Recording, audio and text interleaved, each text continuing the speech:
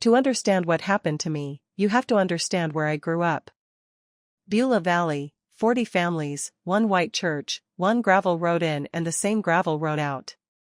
We called ourselves a covenant community, which was a soft word for something harder. We married each other, we buried each other, and we owed each other money in a circle that never quite closed.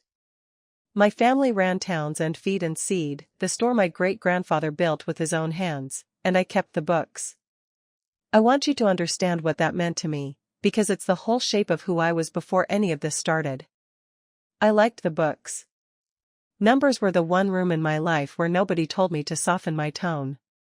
If the corn account came up short, I said so out loud, and the number didn't care that I was a woman, or 26, or unmarried in a valley where that made me a question people asked my mother in the church parking lot. I did the payroll. I did the invoices. I did the quarterly taxes.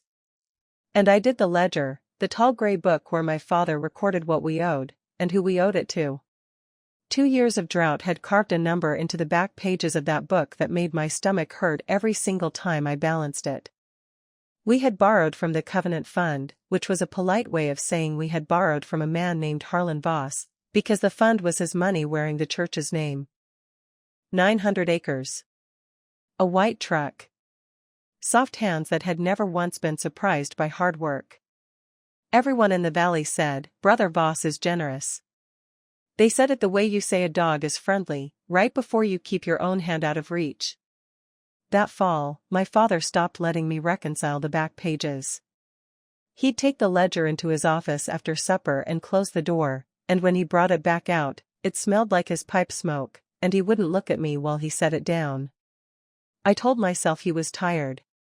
I told myself drought years make men quiet. But a bookkeeper knows exactly what it means when someone starts hiding one specific page from the person whose whole job is checking the math. It means the math has become something he's ashamed to show her. I want you to understand something about me before this story really starts moving, because it explains every choice I made after. I was not a rebellious daughter. I had never once run late for church, never once talked back at a family gathering, never once wanted anything louder than a quiet life with a ledger in front of me and a valley I loved, even with all its narrow rooms. That's what made me dangerous to them, in the end, though none of us knew it yet. Obedient people who are also precise people are the ones who eventually notice when the numbers stop telling the truth. My father had raised a daughter who could smell a mistake in a column from across a room. He just never imagined the mistake would end up being him. It took me until October to learn that the shameful number on that hidden page had my own name written next to it. And by then, my mother had already ironed the good tablecloth, the one that only came out for funerals and the pastor, for a dinner guest I hadn't been told about yet. Harlan Voss came to dinner on a Sunday in October, and I knew something was wrong before he even knocked, because of that tablecloth. My mother had also made scalloped potatoes with ham, and when I asked why, she said, "Harlan favors them," in the flat voice of a woman reciting something she'd memorized. That was the first thing that scared me. She already knew his favorites. When had she learned that? He arrived at 6 on the minute, cedar-scented, clean, tall, and complimented the potatoes before he'd even tasted them. He talked to my father about hay prices. He talked to my mother about her pie crust. He talked to me about nothing at all, which I understand now was exactly the point. You don't interview a payment. You just let it sit at the table quietly, being weighed. Dessert came. My father set down his fork and said, "Megan, Brother Voss has spoken for you." Spoken for, like a parcel waiting at the post office. I looked around that table, certain someone would laugh. Nobody laughed. My mother studied her own hands. My sister Ruth studied the window like it owed her an explanation. And Harlan smiled at me the way a man smiles at a good used truck, kind and appraising in the exact same breath, and said he knew this was sudden, and that he believed an ordered home was the greatest gift a man could offer a woman. I heard myself ask, very politely, about his first 2 wives. The room went still in a way I can still feel in my chest if I let myself remember it. Harlan didn't flinch. He said, "Some women cannot receive order, Megan. I pray you are not one of them. My father exhaled like a man who'd been holding his breath for a month. And I sat there doing what I do best in the entire world, which is arithmetic. 52 years old. 2 wives gone. 900 acres. 1 drought debt with my father's signature on it. I didn't know the exact shape of the deal yet. But I knew, the way you know a storm is coming before the sky changes color, that there was a deal, because in Beulah Valley there was always a deal, and the women were always the last people shown the invoice. Before I tell you what happened after I said no, I need to tell you what the Valley already believed about Harlan Voss, because that belief is the real reason nobody came to stand beside me. He tithed more than anyone in the county, and everyone knew it, because the church newsletter printed a thank you every single year with his name spelled out in full. He drove widows to their doctor's appointments in Creed's Crossing. He paid for the roof on the fellowship hall the year the old one caved under snow. Ask anyone in Beulah Valley to describe Harlan Voss in one word, and every single one of them, without hesitating, would have said generous. That word did a lot of quiet work for him over the years. It meant that when a family fell behind, going to Harlan instead of a bank in town wasn't just convenient, it was practically an act of faith, a vote of confidence in one of our own. It meant that when his first wife left, and then his second, the Valley's instinct wasn't to ask what a man might have done to drive 2 women out of the same house. The instinct was to wonder what was wrong with the women. My own mother used that exact word, generous, the first time she mentioned him to me, weeks before that dinner, in a tone she might have used to describe a good crop. I didn't think anything of it at the time. I think about it constantly now. I said no that night, and I need that on the record, because of what my own family would later say about me. I did not scream it. I did not throw a plate. I waited until Harlan's truck cleared the cattle guard, and then I stood in my mother's kitchen and told them both, quietly, that I would not marry him. Nobody yelled back. In my family, nobody ever needed to raise their voice to punish you. What came next arrived the way frost does, silent, and by morning, everything was different. Monday morning, my father drove into town before I was even dressed, and came home with my week rearranged. I worked 3 afternoons as a classroom aide at the school in Marion Falls, the one job I had ever held outside our valley, and the school had been informed, without me, that I was needed at home to prepare for my wedding. He hadn't asked me. He'd simply reached over and unplugged the one part of my life that ran on a different current than his. "It's for the best, Meg," he said, hanging up his hat like the matter was closed. "A bride has responsibilities." I stood in that hallway doing arithmetic again, except this time it wasn't numbers, it was loss. That job paid $11 an hour, and it was mine, the only thing in my life that was fully, unambiguously mine. Those children knew my name. Mrs. Alvarez, the teacher I assisted, drank her coffee black and trusted me to run the reading circle by myself, and on my last Tuesday she'd told me I was good enough to get certified someday, a real teacher. I had carried that sentence home in my chest like a live coal. Gone now. Erased with a single phone call I never even got to hear happen. That was the moment I finally understood the shape of the game I'd been entered into. They weren't going to drag me down the aisle by my hair, nothing so honest as that. They were going to remove, one careful piece at a time, every version of my life that didn't have Harlan Voss standing in it, until walking down that aisle looked like it had been my own idea all along. It is a devastatingly effective method. I need you to remember that, because it almost worked on me, too. People always ask how a mother could go along with something like this. I need you to understand my mother, because hating her is the easy way through this story, and it's also the useless way. What I learned about her that October would break something in me long before Harlan Voss ever did. My mother, Carol Townsend, was 53 years old, and in my entire life I had never once heard her finish a sentence that began with the words "I want." She kept a garden that could feed 10 people. She kept a recipe box more organized than most banks. She was gentle, and she was tireless, and she had been, her whole life, a perfectly obedient daughter of Beulah Valley, which meant her love came pre-shaped like dough pressed into a pan she never got to choose. The week after that dinner, she began teaching me to bake the wedding cake. Not asking, teaching. She set the flour and butter on the counter like a catechism and guided my hands through the creaming and the folding, her voice soft the entire time, and it was, without question, the most violent thing anyone did to me that whole month. "Your grandmother made this cake for me," she said. "I made it for Ruth."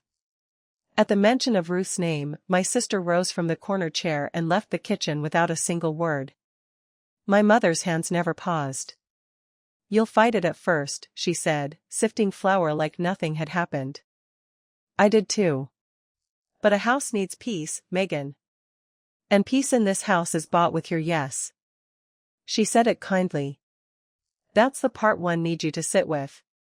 She said it the way you'd tell a child the stove is hot, a fact about the world, a law of nature she had tested against her own skin and found, apparently, to be true. "Peace in this house is bought with your yes."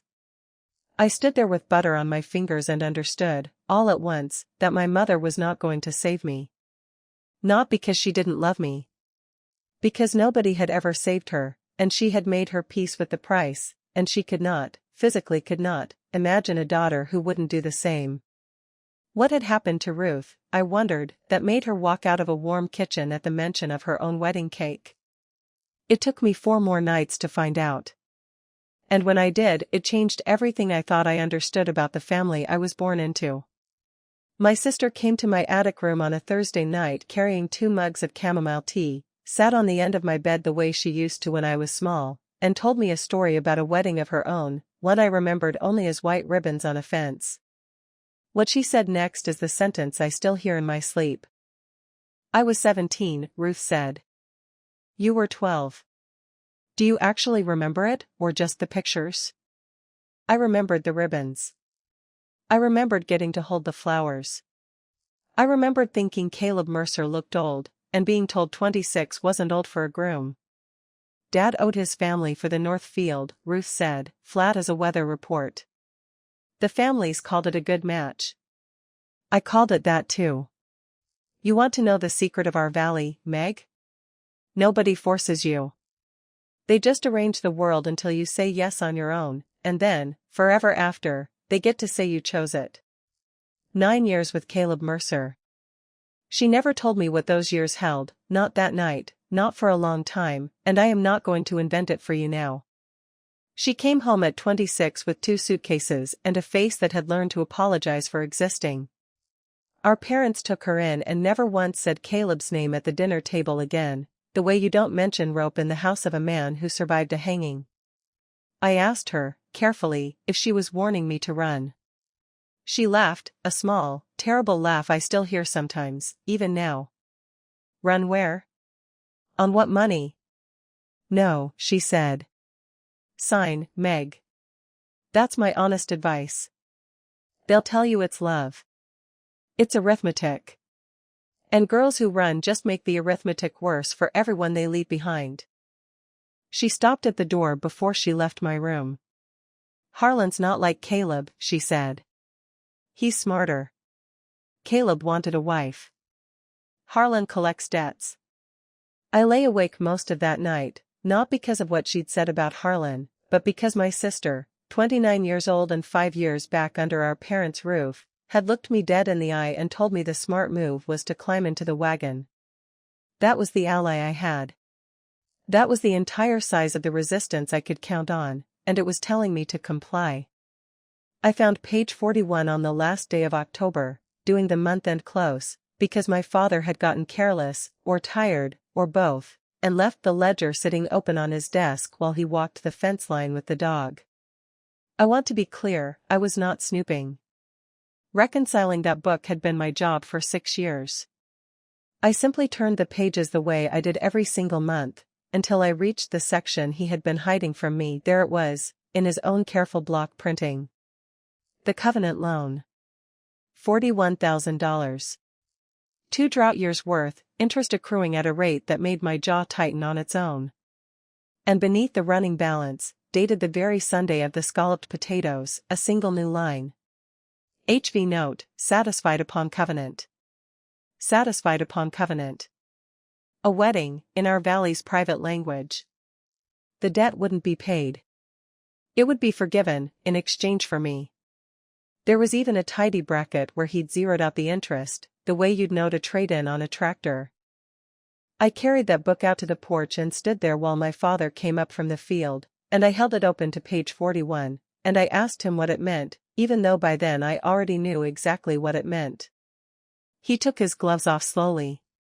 My father is not a cruel man, I have to keep saying that, because it's true, and because it makes what he did so much harder to hold. He looked past me, out at the brown fields that had failed him twice, and he said, "A daughter is how a family pays its debts." He said it like an apology.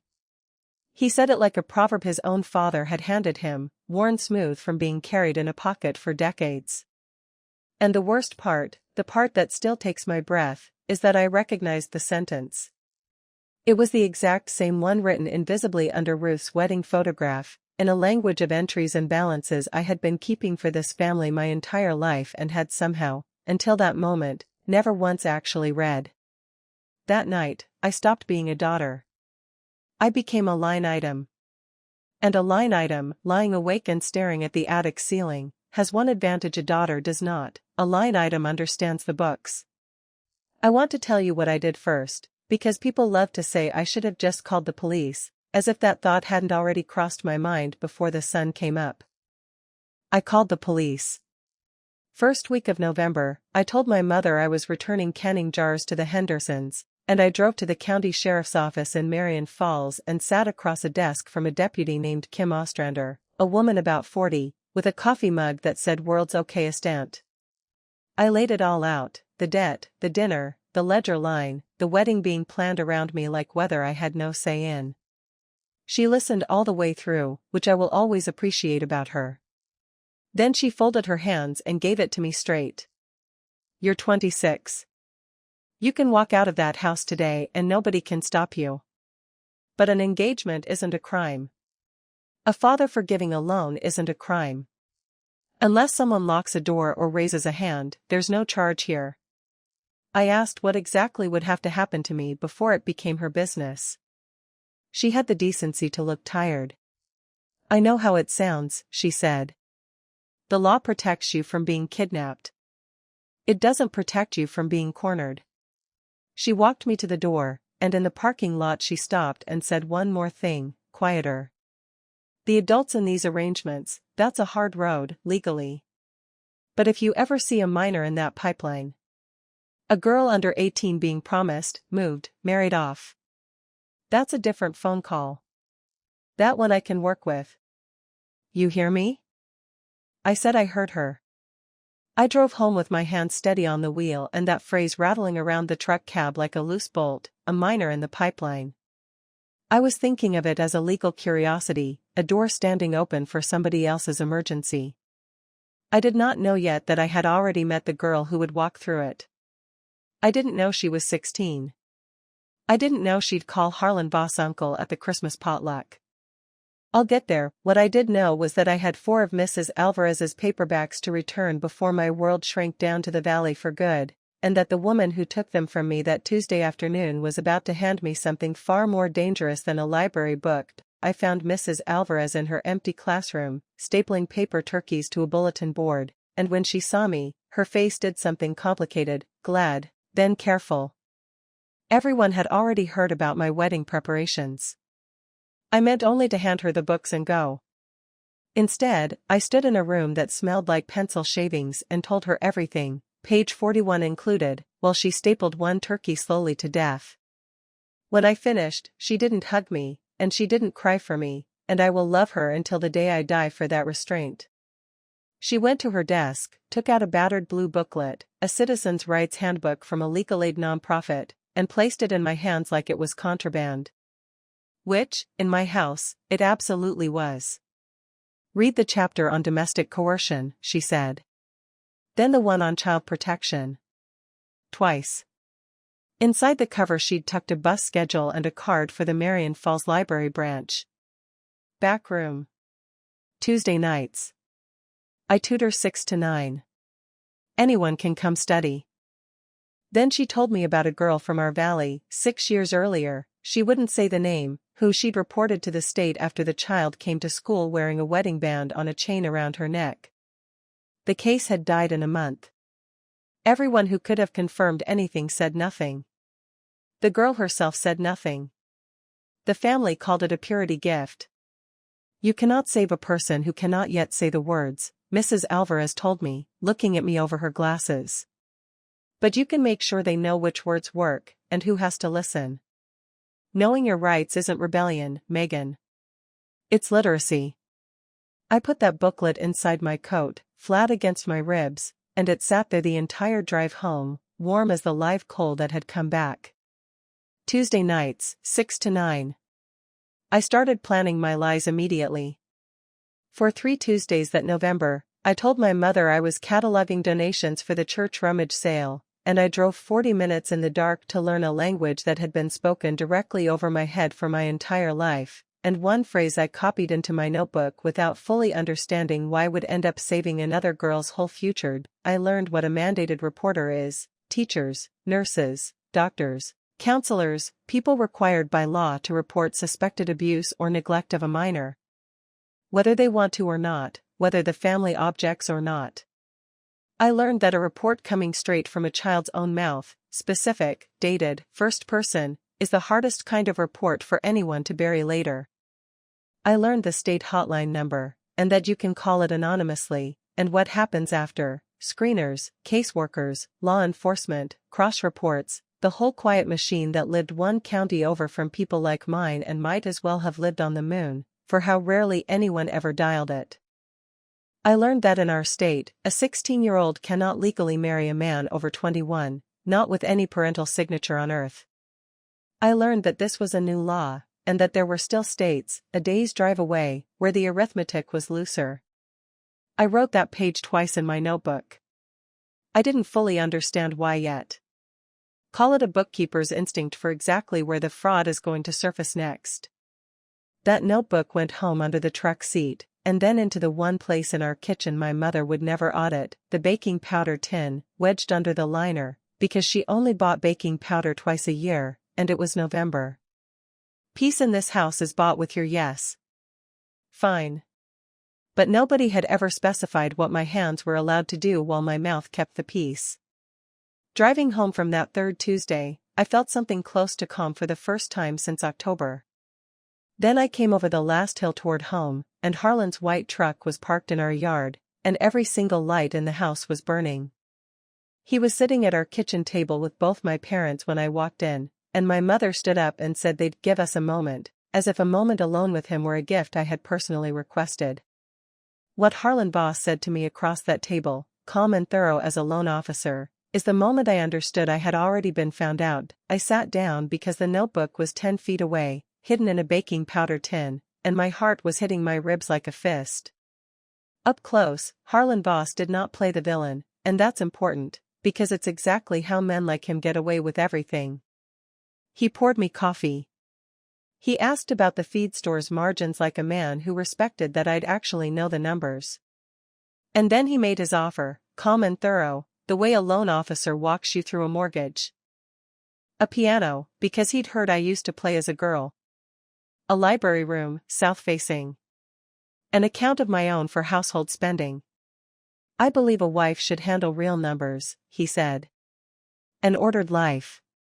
He said that phrase twice, and the second time, he let a little tiredness show through, and for one strange, unwelcome moment I saw it, a 52-year-old man in a big empty house, twice left, terrified in whatever locked room he kept that fear in, that the valley had quietly started wondering what was actually wrong with him. 2 women left my table, Megan, he said, quietly. A house needs a wife the way a field needs rain. I almost felt the pull of pity for him. Then he smiled and added, I think you're wiser than they were. The library in Marion Falls, Tuesdays, isn't it? I think it's fine. A woman improving her mind. Some men would mind. I don't. The coffee turned to ash in my mouth.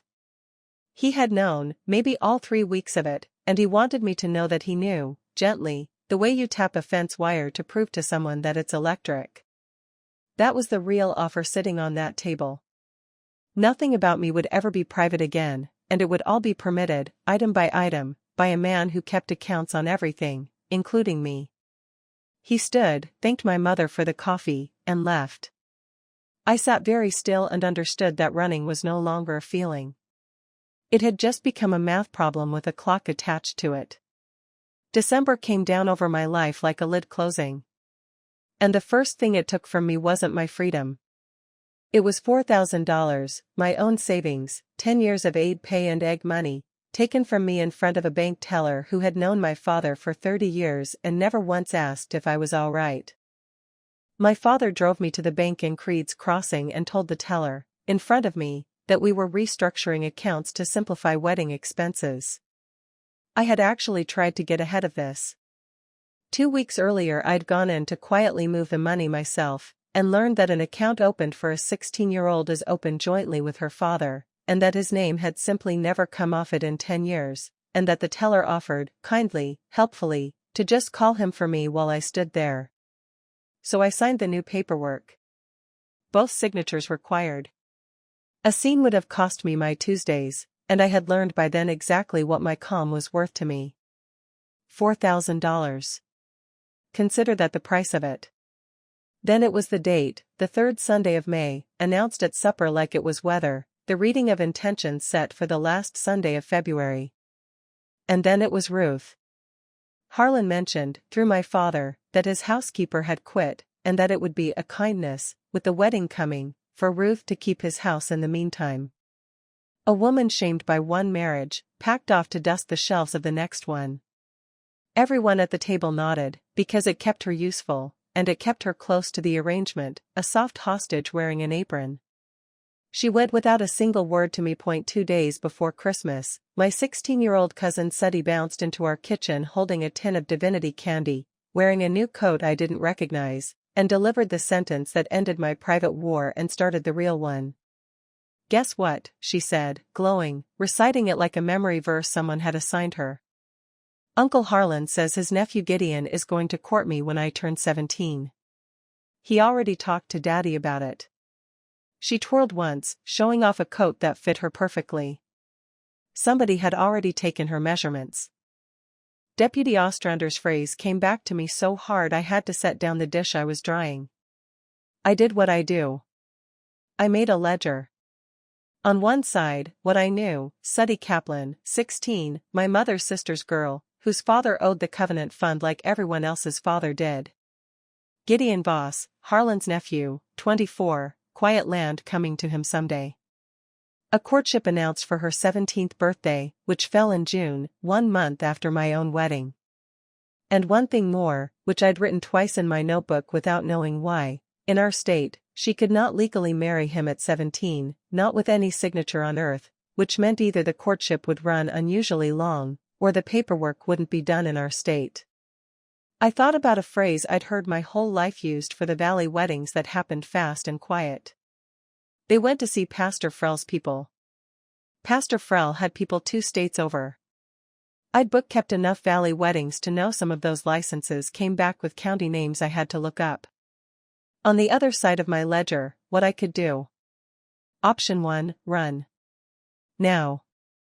I had a bus schedule, a teacher, and $41 of undeclared egg money. Every day I stayed, the walls moved closer, and the reading of intentions was 8 weeks out. Option 2, stay. Stay inside the arrangement. Keep my yes hanging in the air like weather, and use the one thing nobody suspects a compliant bride of doing, listening. Learning the schedule of Suddy's transaction. Dates, counties, names, the specific, first-person, reportable facts that make the quiet machine start walking. I sat with that choice a long time, and I want to be honest with you about what it cost, because this is the part of the story I would do differently if I were braver, or stupider, or both. Staying meant smiling at Harlan Voss. It meant more cake lessons. It meant my mother's relieved face at my softening, which broke my heart in a way Harlan never once managed to touch. I chose to stay. God help me, I chose the books. 2 things happened that January, and this entire story balances on both of them. The first happened alone, at night, by flashlight, in a locked store with a key I still had. The second happened on my own bed, with a 16-year-old asking me a question I still hear in my sleep. On a Sunday night while my parents were at a funeral visitation in Creed's Crossing, I let myself into the dark feed store with my own key, turned on no lights, and opened the ledger on the counter by flashlight. I copied page 41 onto 2 sheets of carbon paper, the loan, the interest, the bracket, and the line, HV note, satisfied upon covenant, in my father's own block hand. My hand shook. My pen did not. A bookkeeper's pen learns early how to keep its own counsel. Folded in quarters, taped flat under the liner of the baking powder tin, right next to the notebook. If you remember one single object from this whole story, remember that page. The second thing was Suddy. She'd started coming Saturdays to help with wedding sewing, which meant sitting cross-legged on my bed while I pinned hems. I did not recruit her, I need you to understand that clearly, because she was 16, and there are things you simply do not put on a child, and aiming her at her own family is one of them. What I did was teach her to read the world. I told her about my job at the school, and worked my way slowly around to Mrs. Alvarez, and then to a plain fact, offered the way you'd leave a key on a windowsill. If anything ever scares you, anything, anyone, you can tell the school nurse or a teacher. Say it plain, with days and names. They're not allowed to keep it secret. It's the law. It's not tattling. It's how the law listens. Suddy went quiet, pinning a hem. Then she said, "What if the thing that scares you is a coat that fits?" And she looked up at me, and she wasn't glowing anymore, and I understood she had known longer than I had. I didn't press. I said the windowsill sentence one more time, and we sewed in silence. That same night, checking my carbon copy in the tin, I noticed for the first time a fainter line further down page 41, an older entry, dated the spring Ruth turned 17. If you've ever been told your quiet was the glue holding your whole family together, stay with me, because what I found next, buried in the fainter ink beneath my own name, is the reason I'm telling you this story out loud tonight. Late January, the trail led out of the valley. Harlan's second wife had a first name nobody in Beulah Valley ever said, and a last name I finally found on a water-stained receipt buried in the feed store files, fence posts delivered 11 years earlier, signed for at the Voss place by E. Voss, back when she still signed things. A Tuesday of patient digging through a church newsletter archive at the library led me to her, remarried, living in Ohio, listed quietly in a quilting guild newsletter. I called from the library payphone at 8 o'clock on a Tuesday, my heart so loud I could barely hear the ring. When I said my name and my valley, the line went so silent I thought she'd hung up on me. I told her I was set to marry Harlan Voss in May. I asked if there was anything she wished someone had told her, back when she was standing where I was standing. The silence stretched long enough that Mrs. Alvarez looked up from her grating. Then Lorna said, in a voice like a door coming off a rusted latch, "Ask him what happened to the money my father paid." And she hung up.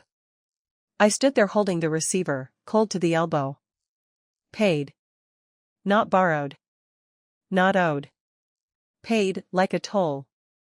I had assumed I understood the shape of Harlan's business, that he lent, and forgave, and collected women the way a bank collects collateral.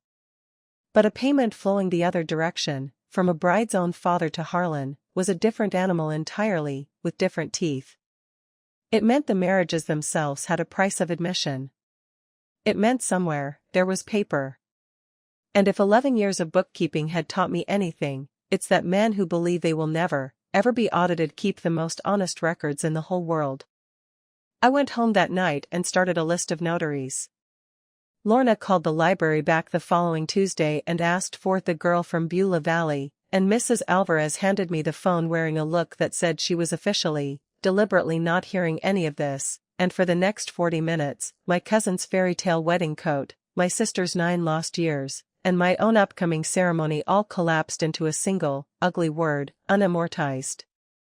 The Covenant Fund, Lorna told me, was a press, and it worked in one motion. Harlan lent to families in trouble, drought, medical bills, a barn fire, at kindness rates, papered by a notary he trusted 2 counties over. When the debt ripened, he offered satisfaction, a marriage, his own or a nephew's, and with it, a covenant gift, money the bride's own family paid him, dressed up as tradition. A dowry running in reverse. Lorna's father had paid $6,000 for the honor of settling his loan with his daughter. When Lorna eventually left him, after 7 years, Harlan came after her family for what he called the unamortized value of the arrangement. She said that phrase twice so I'd get it exactly right. Unamortized value of a wife. And the first wife, Marn, whom the valley whispered had run wild, she'd left with a protective order from a county court, sealed away somewhere no Beulah Valley deacon would ever think to look, because nobody in that valley believed courts were built for family matters. 2 wives. 2 separate paper trails. 1 notary connecting them both. He is not careless, Lorna said, before she hung up for the second and final time. He is the opposite of careless. Every dollar is written down somewhere, because in his own heart, he believes he's a righteous man keeping honest books for a business he thinks God approves of. I sat back and looked at my 9 pages of notes. A fraud is hardest to see from inside its own arithmetic. From in there, it just looks like the way things are. But laid out in 1 column, dated, it had a shape. And the shape finally had a name. And the name was not marriage. I spent 1 more week before the reading of intentions doing the quietest, most dangerous thing I did that whole winter. I drove, alone, on a Saturday I was supposed to be at a dress fitting, to the small county seat office of the notary whose stamp appeared on Lorna's old paperwork. I didn't go in. I sat in the truck across the street for almost 2 hours, watching a plain brick building with a hand-lettered sign, trying to work out what I was even hoping to see. What I saw was a woman about my mother's age locking up for lunch, carrying a banker's box out to her car the way you'd carry something you were tired of storing. I wrote down her license plate. I wrote down the time. I want to be honest with you about why. It wasn't bravery. It was the same instinct that makes a bookkeeper double-check a total that already balances. I had learned, by then, never to trust a number until I'd seen where it physically lived. I never spoke to that notary. I never needed to.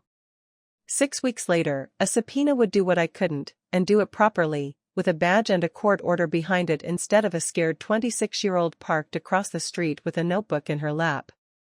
But sitting there that Saturday, I understood something that carried me through everything that came after. The fraud wasn't hidden. It was just filed. Filed in a plain brick building 2 counties over, under a fluorescent light, by a woman who probably thought of herself as nothing more than a notary doing her job. Evil, in my valley, almost never announced itself.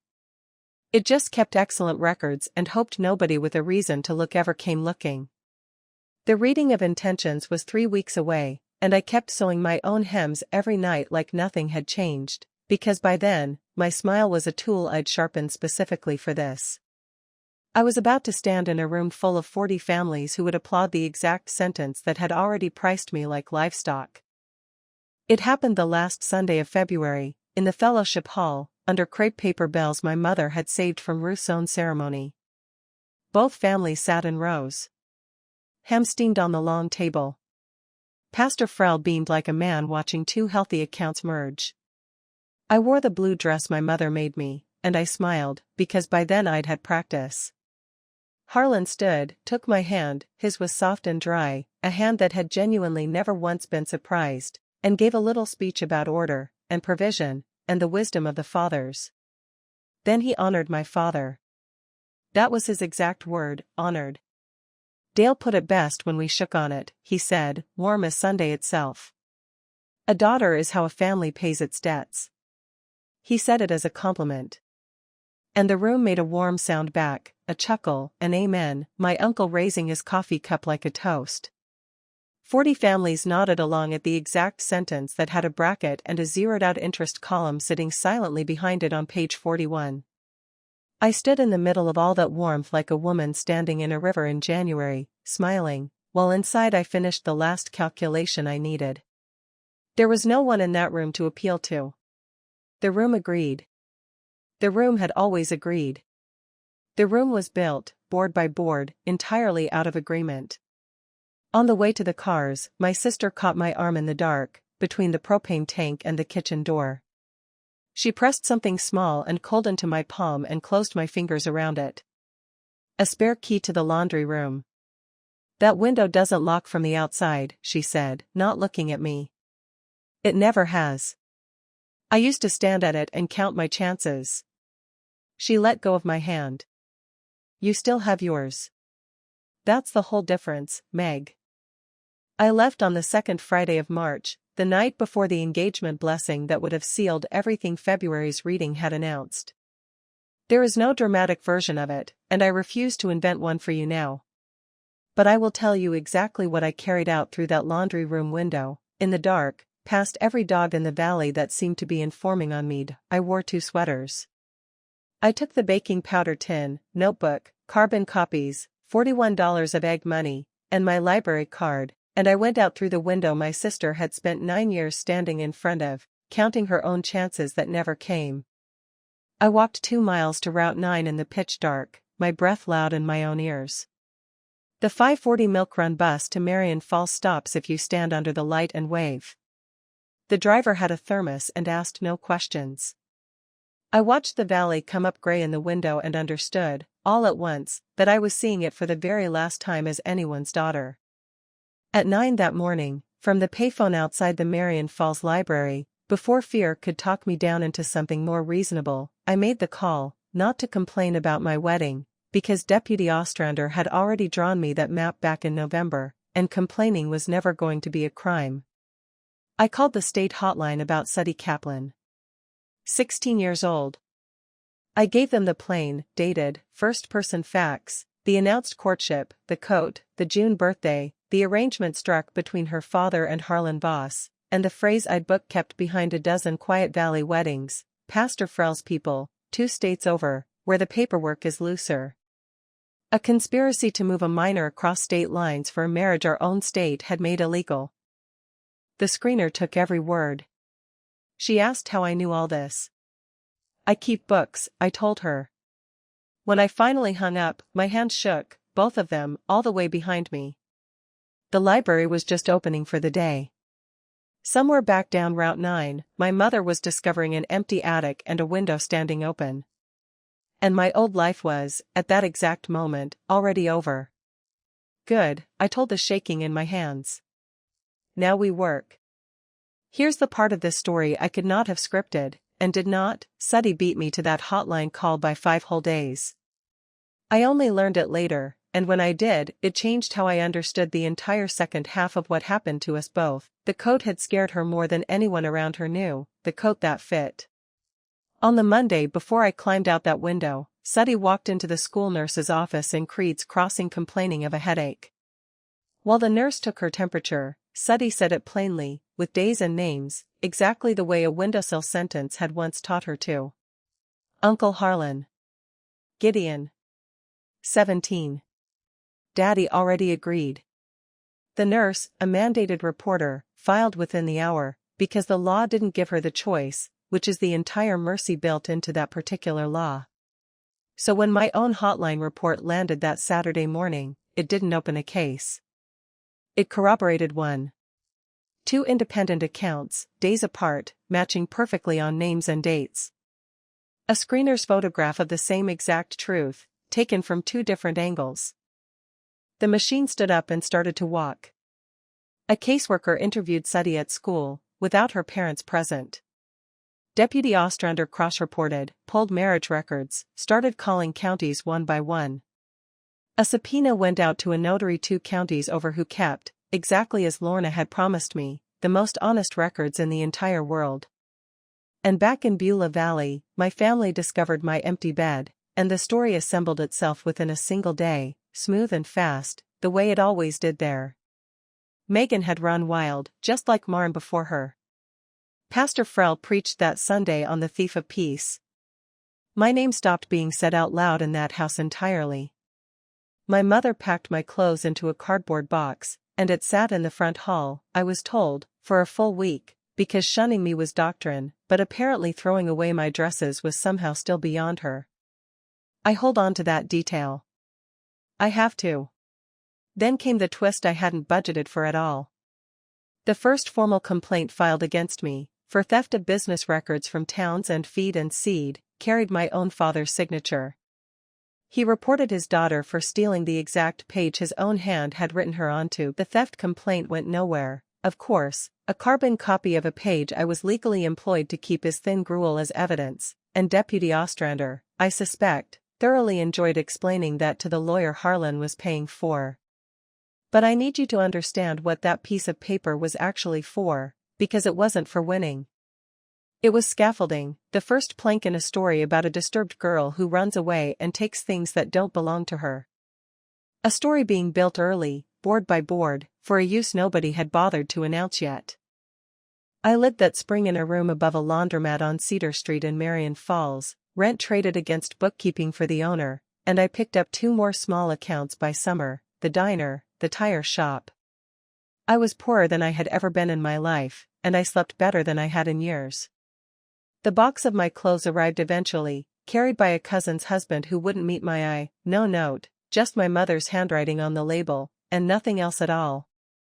I stood over that box a long time, learning exactly what shunning actually is. Not hatred. Bookkeeping. A person written off the way you write off a debt you've decided you can never collect. In April, Deputy Ostrander came to the laundromat. The case was real now, she told me, bigger than Suddy alone. The notary's files were a map of an entire decade. But to get a warrant for the original Covenant Fund ledgers, the county attorney needed my carbon of page 41, sworn to, provenance and all. She put it to me plainly, because she is not in the business of softening things for anyone. That page, in my own father's hand, sitting in a column adjacent to a miner's arrangement, was evidence. And swearing to it would put Dale Townsend's name inside a criminal file, cosigner to the Covenant Fund's entire arithmetic. I took a day. I walked by the river. Then I signed the affidavit, and my hand was steady, and the pen was steady, and nothing else about me was steady at all. The subpoena went out on a Tuesday. On Friday, my mother called me for the first time in 4 months, and begged me to stop. That phone call is the hardest wall I hit in this entire story, harder than Harlan Voss ever managed to be. "Megan, honey, come home," my mother said, crying into the diner's phone line. "This can all still be mended." I did not stop. I want to mark that honestly, because it would be easy for me to tell you this part was simple, and it was the opposite of simple. I stood in the diner kitchen afterward and cried into a rack of clean glasses. Then I dried my face and posted the day's receipts, because that's what I actually know how to do with grief, the only language grief and I have ever agreed to speak to each other in. What followed took 2 full years, because the truth, it turns out, moves at exactly the speed of paperwork. The notary's records opened the Covenant Fund like a walnut cracking. 15 years. 11 settled notes. 6 marriages. 4 covenant gifts flowing the wrong direction, 2 of them attached to brides who had been 17 years old. A grand jury in the county seat heard testimony about Suddy's coat. Lorna drove in from Ohio to testify about unamortized value, and I sat with her in a courthouse hallway for an hour beforehand, and we didn't talk about Harlan at all. We talked about quilting, and her grandson, and it was the single most human hour I'd spent with another person in over a year. Harlan Voss was indicted the fall I turned 27, fraud and conspiracy counts, tied directly to arranging a minor's marriage across state lines. He posted bond the same afternoon and preached forgiveness at Wednesday supper that same week, I'm told, to a hall that said amen right along with him. Suddy turned 17 unmarried, then 18 and safe, her courtship quietly dissolved by a family suddenly, and very belatedly, terrified of paperwork. She earned her GED at my kitchen table above the laundromat. Mrs. Alvarez's Tuesday night backroom grew, 2 girls, then 5, then a young mother from the next valley over, learning to fill out a separation petition in careful pencil. I turned 28. I genuinely believed the worst of it was already behind me, and that the trial would simply be the end of my story. Before the trial date ever got set, I spent 3 weeks calling the names Deputy Ostrander's investigators had pulled from the notary's files, women whose fathers had signed a covenant gift, whose weddings had quietly settled someone else's debt. I want to tell you about two of them, because their voices are the reason I never once doubted, in all the years since, that staying inside that arrangement long enough to gather proof had been worth what it cost me. Denise Corwin answered on the second ring. She was 41 now, 3 counties north, and when I said my name and the words Covenant Fund, she went so quiet I thought the line had dropped. Then she laughed, not a happy sound. 15 years, she said. 15 years I told myself my father loved my husband so much he paid for half the wedding as a gift. I found out from a stranger on the phone that it was a fee. She'd left that marriage 9 years in. She was raising 2 kids alone in an apartment above a hardware store, and she told me the thing she remembered most wasn't the wedding at all, it was standing at her own reception in a dress her mother had altered 3 times, watching her father shake Harlan's hand a beat too long, and not understanding, at 19, why the handshake looked like a closing. The second call was harder. Priya Fenn had been the Covenant Fund's second-to-last bride, married off at 19 the same spring my father first fell behind on the drought loan, to a cousin of Harlan's I had met exactly once, at a funeral. She was 23 now. She didn't cry on the phone. She asked me, very calmly, whether testifying would mean her name appeared in a newspaper her parents still read every Sunday morning at the same kitchen table. I told her the truth, that it might. She was quiet for a long moment, and then she said the sentence I have thought about more than almost anything else in this whole story. I've spent 4 years being generous about what happened to me because everyone else already decided how generous I was supposed to be. I don't want to be generous anymore. Put my name on it. I hung up both calls and sat at my little table above the laundromat with my notebook open to a fresh page, and for the first time since October, the number in my chest wasn't fear. It was something closer to a debt finally being called, not the Covenant Fund's debt. Mine, to every girl in that valley whose father had ever shaken Harlan Voss's hand a beat too long. Then, 2 weeks before trial, a white truck parked outside the laundromat, and my mother stepped out of it first, followed by my father, and then by Harlan Voss, holding a bouquet of flowers and a folder with my name typed neatly across the front. They filled my tiny room like a jury. My mother perched on the edge of the bed with her purse balanced on her knees. My father stood by the door, holding his hat in both hands, the way he does at funerals. Harlan sat at my little table, laid the flowers down on it, grocery store carnations, and some cold, precise part of my brain noted that a man worth $1 million in land had bought carnations, and opened the folder. He was softer than I had ever once seen him, and I understood, sitting there, that I was watching him perform his very best work. Inside the folder was a petition, drafted and ready, for a mental health evaluation, supported by written statements describing my history of instability, running from home in the night, paranoid beliefs that my family had sold me, theft, estrangement. And beneath all of it, a letter, also drafted, in a passable imitation of my own voice, in which I recanted everything. I had been in crisis. My recollections were not reliable. I wished to withdraw my statements and come home. Nobody wants you punished, Megan, Harlan said gently. The county has twisted a family matter into a persecution. Sign, and it ends. I'll forgive the farm's note entirely. Your parents will never owe another dollar. Dale's name comes out of it. And you come home. He turned the folder toward me, and the whole room smelled like carnations and my mother's lavender soap, and I looked down at the supporting statements, at the very first signature, the foundation stone of the entire clinical story of my own broken mind. It was my mother's. Attested. Notarized. Her careful Sunday school handwriting, swearing that her daughter had always been a girl who imagined things. My mother watched me read it, and her face did not look like triumph. It looked like a woman paying an enormous bill she genuinely believed was owed. Then my mother slid off the bed and knelt down on the floor of a room above a laundromat, and I stopped breathing entirely, because in 28 years, I had never once seen my mother kneel to anyone. Mama, get up, I said. She would not get up. She took both my hands in hers, flower hands, rose water and lavender, the very hands that had once taught mine how to fold batter, and said, "I am begging you, Megan. Sign it and come home. I will make up your room. Nobody will ever speak of any of this again. We can be a family. It can all be exactly like it was." And here is the thing I have never once said out loud until right now, tonight, to you. I wanted it. 2 years of shunning had not burned that want out of me, not one single degree of it. I wanted my old room, and the smell of that kitchen, and my mother's voice carrying up through the floorboards at night. Peace in this house is bought with your yes. The sentence rose up in me again, patient as ever, hand already out, and for one long, terrible moment, I felt my own fingers curl toward that pen. Over her shoulder, I looked at Harlan. He was watching the two of us with an expression I had never once seen on him before, and it was not victory.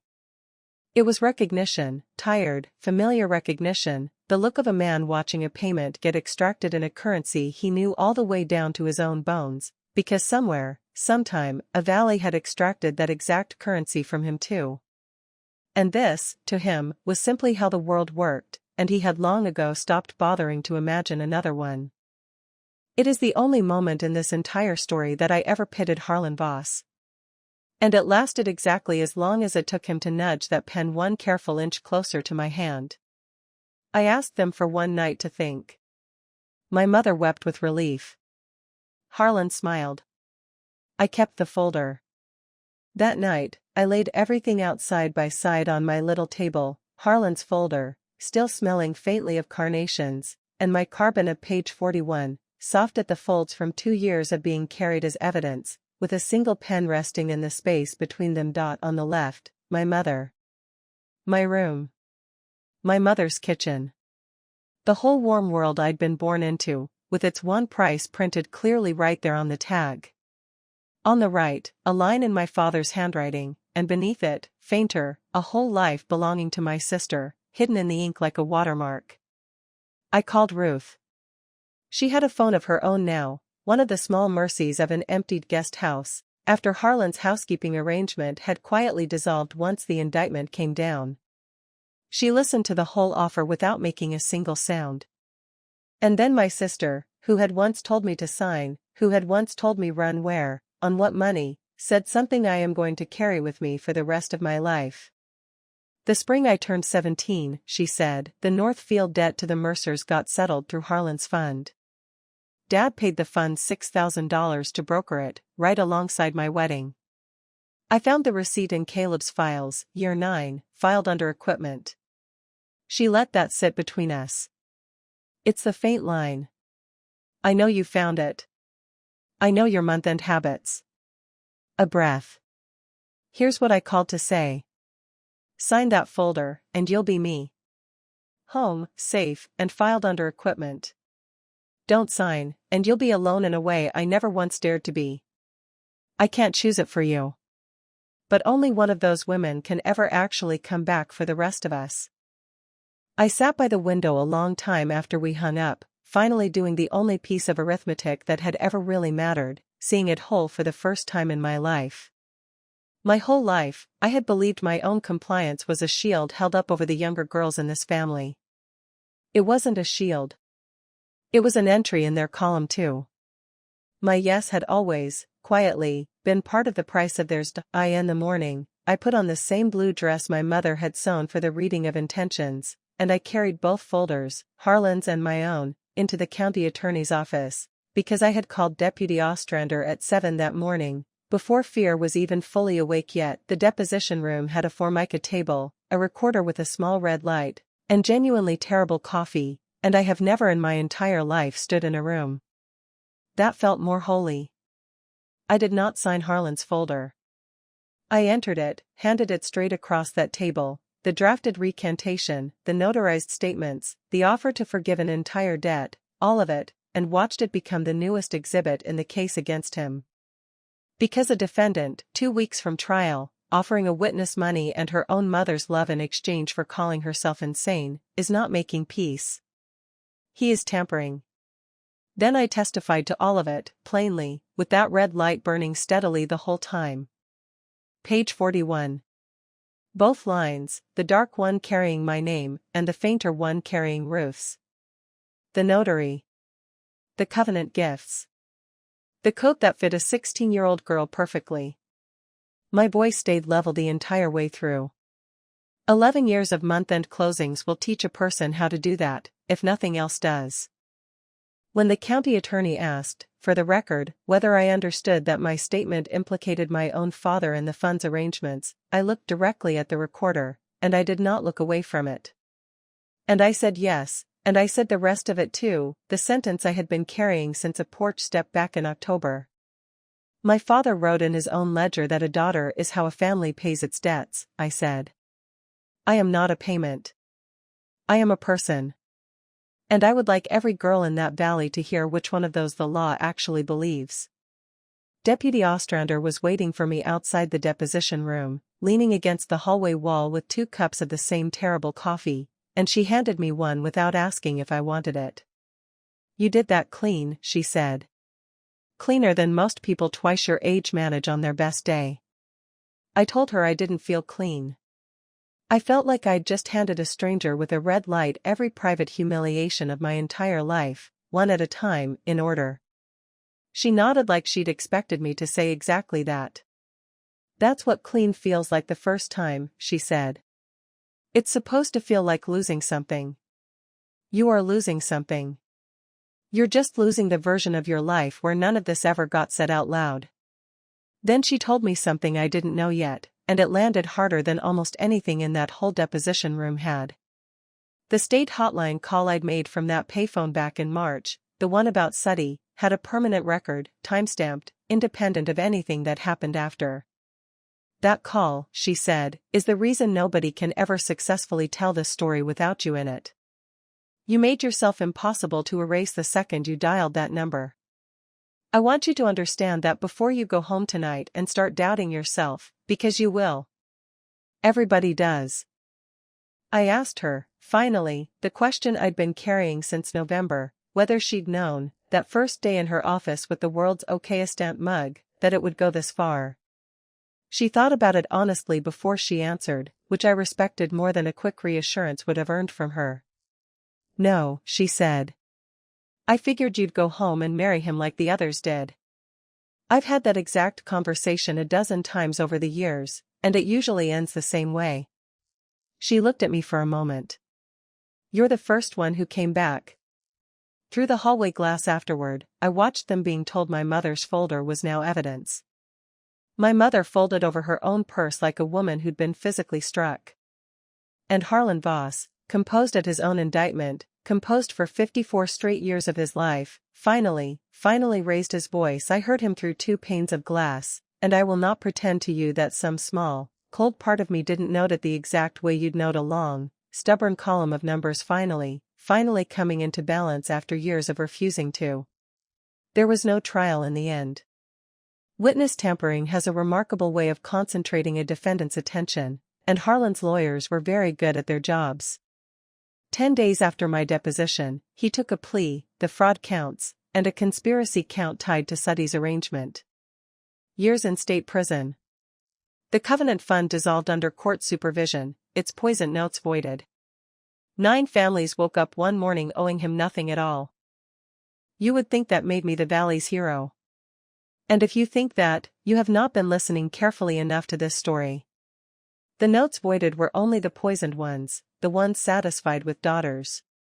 My father's $41,000 had never been satisfied, because there had been no wedding to trade it against, so it stood exactly as what it had always secretly been underneath the kindness rates, an ordinary, collectible debt, mortgaged straight against the farm. And the court-appointed receiver dissolving the fund had exactly one job: collect what was owed, to pay restitution to Harlan's actual victims. The receiver called the note. My family lost the land my great-grandfather had cleared with his own hands, because of the man they'd chosen over me. And I promise you, no one in Beulah Valley tells that part of the story that way. They tell it the way Pastor Frell told it that Sunday from the pulpit, the thief of peace, come back to finish the job. At the plea hearing, I sat in the second row. Harlan, gray now, in a plain suit, read a statement about his intentions being honorable within the traditions he was raised in. And the terrible thing, the thing I still think about at 2 in the morning sometimes, is that I believe he meant it. There is one more thing that happened at the plea hearing that I have never told anyone outside that courtroom, and I'm telling you now because I think you've earned the whole story, not just the tidy version of it. During a recess, in the hallway, Harlan Voss found himself standing near me for maybe 10 seconds while our lawyers spoke a few feet away. He didn't threaten me. He didn't apologize either.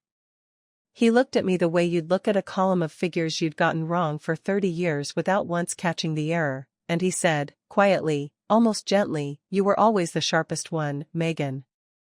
I should have known better than to put a number on you." I didn't answer him. I want to tell you I had some perfect, righteous sentence ready, the kind you rehearse in the shower for months. I didn't. I just looked back at him until our lawyers finished, and he walked away, and that was the last time I ever spoke to Harlan Voss, or he to me. I've turned that sentence over more times than I can count in the years since. I should have known better than to put a number on you. Not an apology for the numbering. Only for choosing the wrong subject. That's the whole difference between a man who's sorry and a man who's simply bad at math, and I think I needed to hear it plainly, once, from his own mouth, to finally stop waiting for the version of him that felt real sorrow. That version was never going to arrive. I stopped waiting for it in that hallway, and something in my chest that had been clenched since October finally, quietly, let go. Across the aisle, my father looked down at his hat the entire hearing, and I finally recognized the posture for exactly what it was, a man reading a ledger whose numbers have stopped adding up, and will never, ever start adding up again.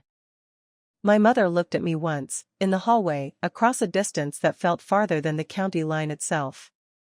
She did not come toward me. I did not go toward her.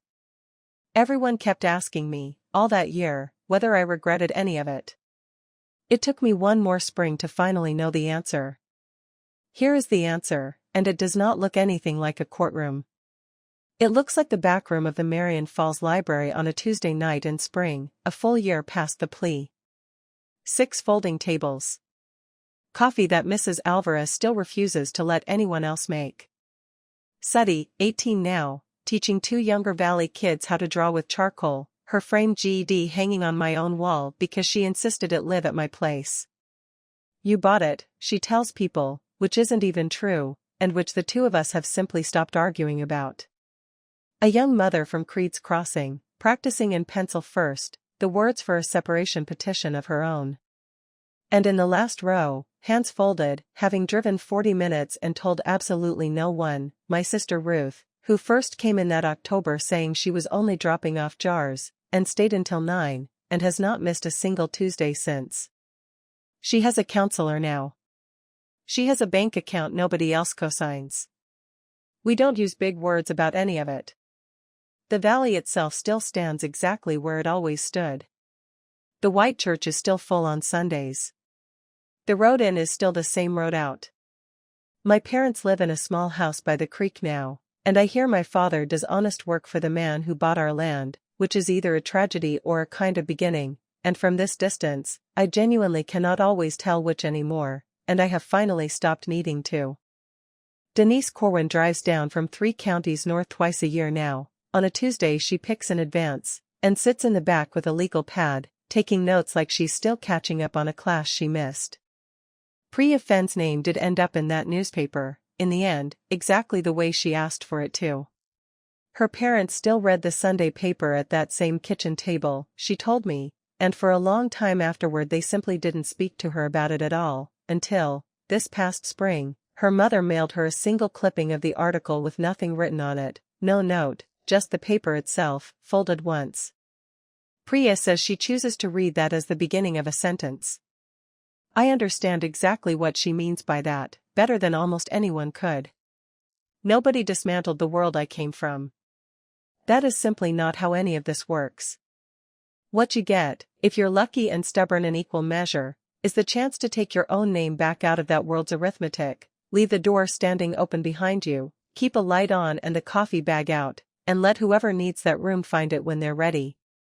Last month, a card arrived in my mailbox with no return address. I recognized my mother's handwriting on the envelope before I even opened it, and what was written inside, just 11 words in her small, careful hand, is the closest thing to an apology I have received from my family in over 2 years. No letter. No signature. Just her apple cake recipe, copied out in full, the same one from the wedding cake lessons, all those years ago, with one line added at the very bottom in her small, careful hand. It works just as well for birthdays. I put it on my windowsill. I have not written back. Not yet. The word yet lives quietly in my kitchen now, and it is entirely mine, and nobody else on this earth gets to spend it but me. I used to believe love was a ledger you balanced by slowly disappearing from your own life, one column at a time. I know better now. The only debt a daughter ever truly owes anyone is to become someone her own younger self could safely run to, and to leave every door she ever once escaped through standing unlocked behind her, for the next girl standing at a window somewhere, quietly counting her own chances. That's my story. One ledger page. One Tuesday night library room. And a recipe card that came with no signature at all. If somebody once taught you that peace costs your yes, take this as your permission slip, tonight, to finally say no. If this story stayed with you, share it with someone who is standing at their own window right now. And here's a question for you before you go. If you had a page 41 sitting in a drawer somewhere in your own life, a truth you could either bury to keep the peace, or dig up and hand to the one person who could finally do something with it, which one would you choose? Tell me below. I read every single one. And if you haven't subscribed yet, now is the time. There are more stories like this one waiting for you, quiet people who got loud at exactly the moment it cost them everything. Thank you for staying with me until the very end.